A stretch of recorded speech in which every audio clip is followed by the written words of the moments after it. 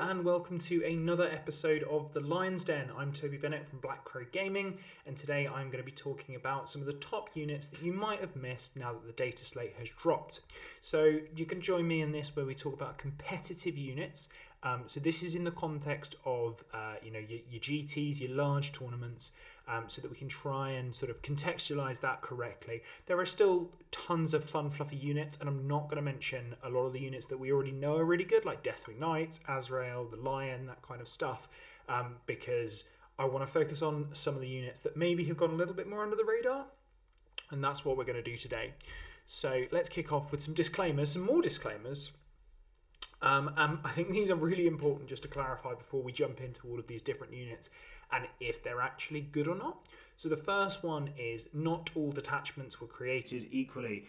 Some detachments just suck, and unfortunately mostly that's the 3 Dark Angel ones. So there is a Company of Heroes one that's making the rounds at the moment because it was just played at the World Championships. I'm not sure how that list ended up finishing. But there is definitely scope for something like that. If you can give Advance X something else, it's usually pretty solid. But most of the detachments available to us, some of these units are going to be very detachment specific. So it's worth bearing that in mind that if you go, oh, well, Toby from the Lion's Den said this, and then your unit underperforms because it's in, say, Inner Circle Task Force. Unfortunately, that is just the nature of the beast right now. We can hope with the advent calendar coming up and with the data slate coming up that there might be some changes to our detachment and everything like that. But right now, we're really going to be focusing on Codex detachments and possibly Company of Hunters. It's so out of my brain that I can't even remember the name of the detachment right, which is a really good sign for a Dark Angels player. Then this is, as we just mentioned, the slate, it is liable to change soon. There is going to be lots of updates coming in December. I think it's like 20 odd new detachments across 40k. Now, if we do believe the leaks, that is that these detachments are going to be kind of mid, so nothing absolutely bonkers for the tournaments, but they will be worth bearing in mind. There is always potential with these detachments. So it's just worth going, okay, it's relevant now, it might change, especially with some of the more meta-dependent choices that I'm going to talk about. Some of them are just flat good, but there are some meta choices. And then finally, as I've kind of already mentioned, the old guard may still just be better. I'm not saying for any of these 5 units, just suddenly drop them and drop your Deathwing Knights and start playing these. That is categorically not what I'm saying. These are more options where they're more likely to take up a flex slot within your army rather than a dedicated, I need to build around this unit. There's definitely scope to do that with some of these units, but a lot of the time, units that are likely to have been missed are actually that second objective denier or holder, so usually thrower unit or something that just punches up a little bit above its weight before it then dies. All right, I think we talked enough about all that nonsense, so let's jump into the first unit, and that is the Ballistus dreadnought. So this has actually garnered quite a lot of interesting stories and use in the last sort of couple of weeks since the data slate. Dropping to 130 points is really nice because it's a dreadnought chassis still, which means it's still T10, it's got a 2-up save, and it's pretty damn shooty. But it's really that durability that just elevates this dreadnought to the next level. So I'm impressed with this unit. Comparably, we're looking at sort of Predator Destructors. So when you're deciding what option you're looking for, I think Predator Destructors might still be the better option. But Ballistuses, or Ballistae, depending on what you'd like to call it, are definitely a lot more durable. So breaking down why this unit is solid. It's got an innate reroll. So anything in Space Marines with innate rerolls is really solid because it means that the target that they're shooting is something that we don't have to oath. So it's really important to be, especially when it's something that most of your army isn't very good into. So say there's some armor and we're not going to be able to charge it this turn. Long range shooting with innate rerolls will let us oath sort of like screening infantry to set up our turn 2 charges, while we're also still popping those shots off at long range with Ballistus and still getting to reroll. So innate rerolls, really solid, like that. We've already mentioned the durability. 2-up saves, we've seen just how good the Deathwing Knights are, and I think the more that we can force an opponent to put into either a Ballistus or our sort of our backfield anti-armor piece rather than those Deathwing Knights, the better. And Predators are fantastic, but they do fall over to a stiff breeze if they get caught. So it's a lot more difficult to sort of dislodge a dreadnought because of that innate 2-up save. Most of the time, it's always going to be saving on 4s, while as with it's very easy to get in cover because that las cannon pokes really nicely into cover. Predators do die a hell of a lot easier than a dreadnought. They do have 2 inches more than the Ballistus, so that is worth bearing in mind, and their shooting is probably a little bit more solid. But if you're struggling for that strength 10 to 12 bracket, that's where I'm saying that it solves a gap in the DA strategy. So a lot of the time, the reason that we take the Predator Destructors is because the autocannon is very, very consistent, and then the 2 las cannon sponsons and the hunter killer missile are just good at efficiently killing those big threats that then we can soften up with those, and then either the Lion or Deathwing Knights, etc., can then go and take care of. Now that's exactly what the Ballistus does, and because it has those innate rerolls that we've already mentioned, it does it even better than, say, the Destructor or some of the other options we have in that bracket, because again it allows you to spend Oath in a different position. Weirdly okay in combat too, so it's got a reasonable number of attacks, and it's got 4 OC, so it only needs to like stomp on 1 dude in a 4-man to then equal, in a 5-man to then equal OC on an objective. So that's well worth bearing in mind. And also, if you take 3 of these guys and you just pile them up on one objective, that's 12 OC with a lot of toughness and a lot of 2-up save. So there's definitely some scope there for them doing a little bit more than just holding the backfield and pinging away at enemy units. They can definitely get a little bit more frisky and a little bit more stuck in if they need to. Now, obviously, that's not really where they excel, but having that flexibility in your army is quite useful still, because they're a little bit better in combat than a Predator. That's not saying much. Predators are terrible in combat, but this is also reasonably useful against chaff, while as, say, a Predator Destructor, it's got its 6 shots with the anti-infantry gun, and it's got its Storm Bolter, but it's not good at killing like T3 infantry, like lots of T3 infantry, while as 2d6 with blast on the frag rocket launcher is definitely good at killing those sort of, let's say blobs of Catachan. So it's good at just getting them off the board, dealing with those sort of early like screening pieces. So yeah, it solves that weird gap in the DA strategy that oftentimes we have and that we need to think about, just so that we can support those Deathwing Knights. So speaking of supporting Deathwing Knights, that's where this next one comes in, and that's the Vindicator tank. Demolisher cannons, as Guard are demonstrating right now, are just pretty good. They're very high strength, so they're strength 14, AP 3, damage D6, so it's swingy on the damage roll. However, it can just go, oh look, that tank is super dead, because D6 plus 3 shots with blast, it's pretty damn consistent. And the weirdly nice thing is that the more popular Demolisher cannons get, the more popular our Deathwing Knights get, because they need to roll a 5 to one-shot them. So they have a 33% chance of one-shotting a Deathwing Knight with a Demolisher cannon shot. So that's good to know. But going back to the Vindicator, they're extremely durable. They're T11, which is a really important breakpoint. There's so much strength 10 anti-tank fire. So like with the Ballistus, the crack missile is strength 10. And there's so many other sort of strength 10 units that it's not exactly anti-tank, but it's anti-tank adjacent. And this forces it up to go on 5s. So really important there. And it's also got that 2-up save, so there is a lot of durability to a Vindicator. It can take a reasonable amount of punishment. So there is also, I'm so sorry, I'm really tired today.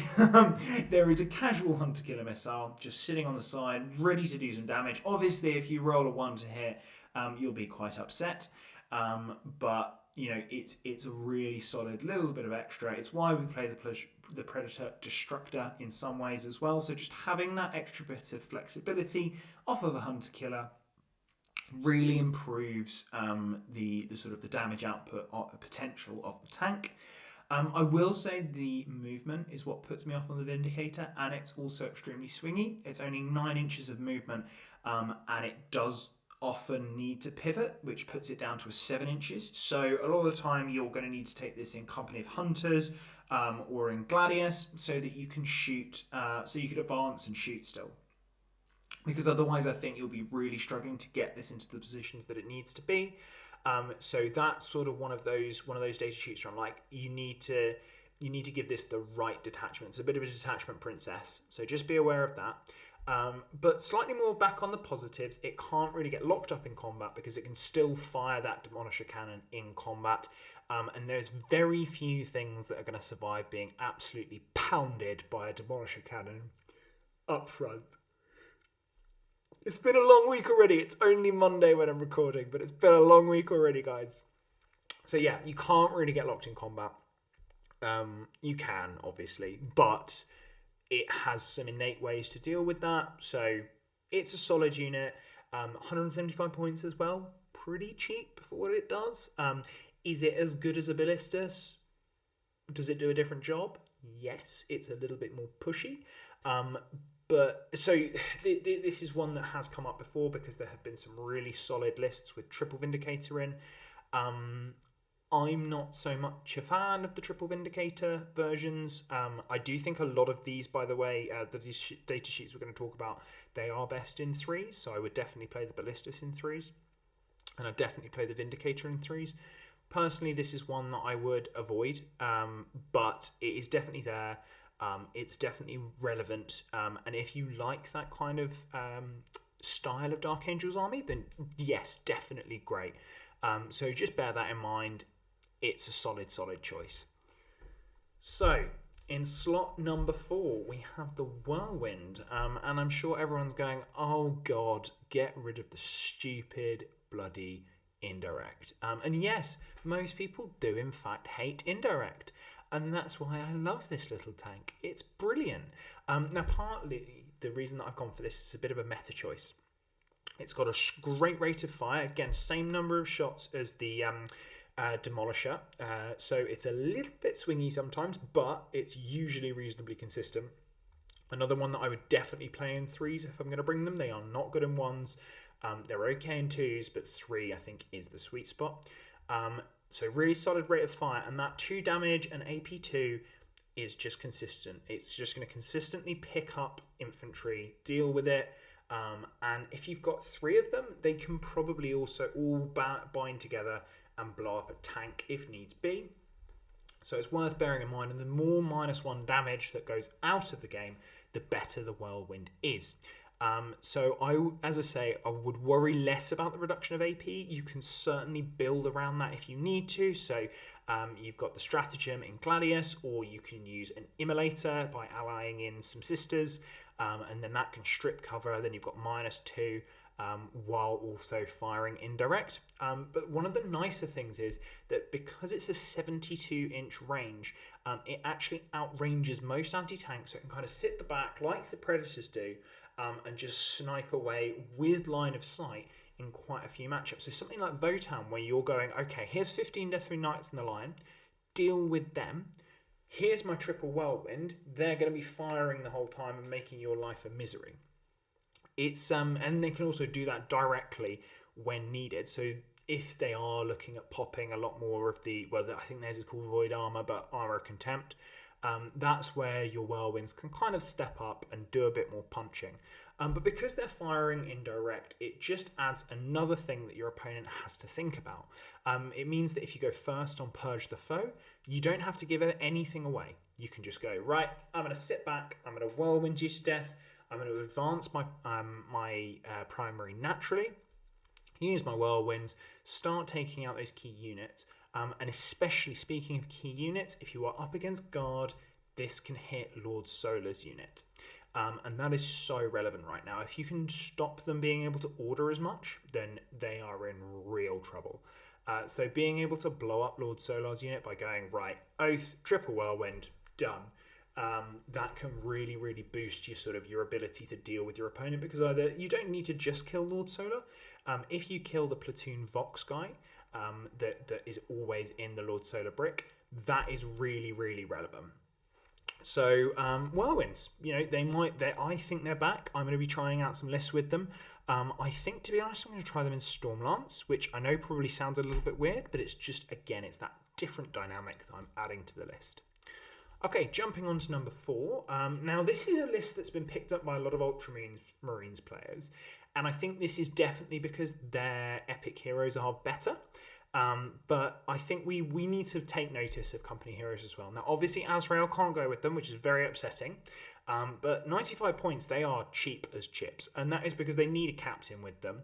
Now, we would have to go for the standard captain or for Lazarus. It's okay. It's not a disaster. Not being able to have His Highness Azrael in there is somewhat upsetting. But when they've got those really solid stats with a 3 damage heavy bolter, a 2 damage devastating wounds bolter, that 2 OC, and then a sword that is actually really quite good in combat, alongside, as I say, -1 to wound and 4 wounds apiece. They are just very solid at punching up for their 95 points. So maybe they are a home for Lazarus. Maybe they're a home for a standard captain, where you're just going to use that standard captain to go and sit on an objective, punch forward there reasonably efficiently, and deal with what your opponent's getting up with. So we've seen that with Ultramarines with Uriel Ventress, and now with Marneus Calgar. So yeah, company heroes, I think this is one that people might sleep on. But I think we really need to wake up to it pretty quickly, because that ability to use them just to hold secondaries, I think, is really efficient. And I think that will probably be more likely a Gladius list, because I don't think they could quite fit into the Stormlance list, because it's so tight on the amount of points that it can spend, because it needs to go triple tank, triple Deathwing Knight, Azrael, someone to babysit Azrael, that kind of stuff, triple scouts. There isn't much left, but I think there's definitely scope for company heroes to really show their own. And I'd love to see Lazarus seeing a little bit more play. He's a really cool model. Fight on Death is pretty tasty. That company champion fighting on Death is pretty damn good. So it's definitely a thing. Is it the right thing to do? I think we'll kind of see. If you can get some really nice, if you've got a detachment with some really good stratagems, even better. So maybe in Stormlance, I know obviously I've just said it's unlikely to see it there, but let's suspend disbelief for a second. Using a free reactive move with a company heroes with that -1 to wound on them, real nice. So there's definitely some options in there with the company heroes. I think it's one where you kind of have to just try them, and you start noticing, oh, these guys have 4 wounds, 2 OC, and -1 to wound. Like, they are not going down without a fight. So I really like company heroes. I loved playing them with Azrael. Again, really gutted that Azrael can't go with them anymore, but there's other scope for captains or Lazarus to go with the company heroes. And especially because I think Lazarus is now 75 points, so definitely worth a try, right? So moving on to other 75-point characters, we've got Ezekiel. And we're kicking off with a bit of Pop Goes the Leader. Now that is his psychic attack. I think it's called Mind Wipe, which is like anti-character 4, dev wounds, d6 damage. So real nice at just sniping characters out of absolutely nowhere. But the reason that I have opted to put Ezekiel in here is because he is 75 points. So he's a super cheap throwaway unit that can trade up really efficiently because he's got a D3 weapon, anti-chaos 2 on his sword, and then he's got some real nice abilities. So he's giving everyone an extra attack. In all honesty, I've completely forgotten what his other ability is. I think it's... it forces battle shock in the shooting phase. And that's not as relevant, but like if you're doing that kind of build with the Whirlwinds, where you're going, right, that's going to force Battle Shock, that's going to force Battle Shock, and we're seeing more and more units with higher leadership, so like Guard right now, and you cannot order a Battle Shocked unit. So these things are becoming a little bit more relevant. It's just going to help you with that primary and primary denial. It'll stop those strats once you get into combat. So if you're worried that your opponent might be able to pull something out of their backside and just, blunt a Deathwing Knight Assault, like if they say you're playing against Vanguard Marines and they've got their reactive move once charge is declared, that kind of nonsense, this kind of thing can just say no. But my main thing for Ezekiel is, again, it's just he's very cheap and he can punch up. That extra attack, he himself is really, really stabby. And then when you look at what he can go with, so he can go with Inner Circle Companions and he can go with Salt Intercessors. Those would be my options. I think you can take him with Blade Guard. I don't think that's the correct move. I would think I would play him a bit more like a Judicia with the Inner Circle Companions, or maybe you just play him with 3, or maybe you just play him for 150 points with the Assault Intercessors, just going there and being annoying. It's not going to be your main attack, but like it's surprisingly good at just chopping through things on a certain flank.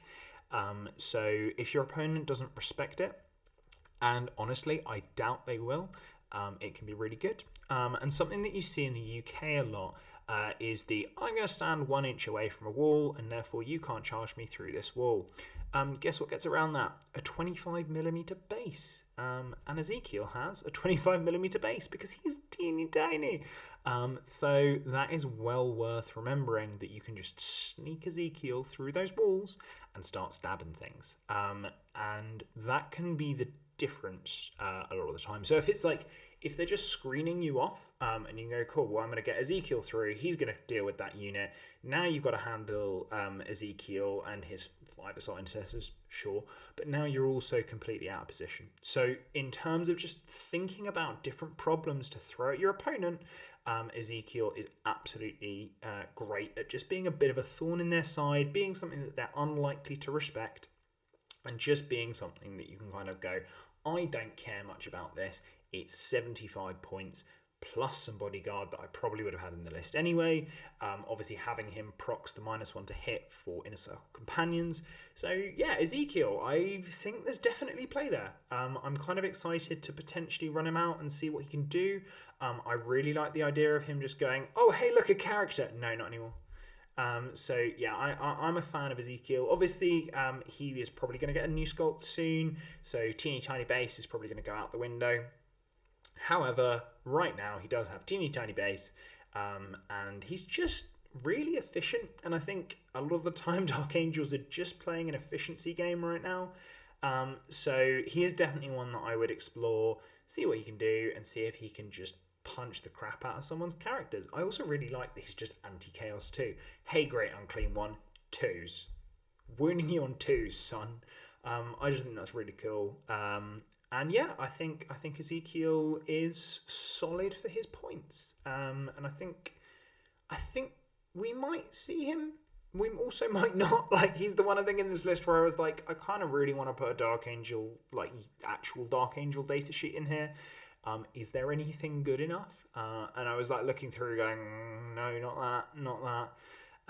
And then, yeah, Ezekiel, he ended up making the cut. I think for the reasons above, he's actually quite solid. So yeah, give him a try. Let me know how you get on.